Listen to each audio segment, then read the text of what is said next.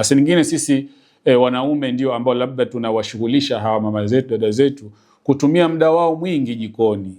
Ndio ile huduma anaoifanya pia ni ibada, lakini yeye Ramadhani hana ibada kupika tu pekee, ana ibada nyingi ambazo atakiwa ajishughulishe nazo.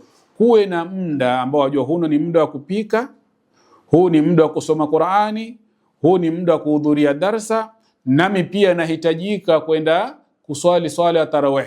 Kuna baadhi ya watu wanataka kutayarishiwa daku maalum, kwa hiyo mama anaacha kwenda kuswali swala ya tarawih msikitini kwa jamaa ama kuswali pale nyumbani, hana muda kwa sababu anatakiwa atayarishe daku maalumu. Kwa hiyo analitayarisha tu baada ya kufuturu, anaharakia kushughulikia masuala ya utayarishaji wa daku.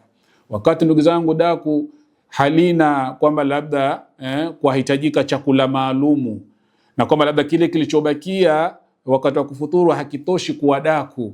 Ikiwa mtume wetu Muhammad ametuambia hata maji yaweza kuwa daku, kwa nini kilichobaki wakati mumetumia kwenye kufuturu hakiwezi kuwa daku?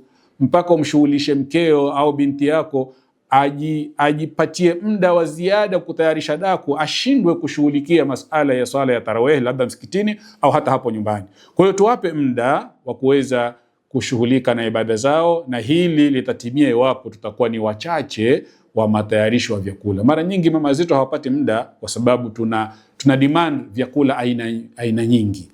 Tunahitaji mahitajio mingi ya vyakula mpaka mama huyu anakosa ule muda wa kuweza kujishughulisha kiibada.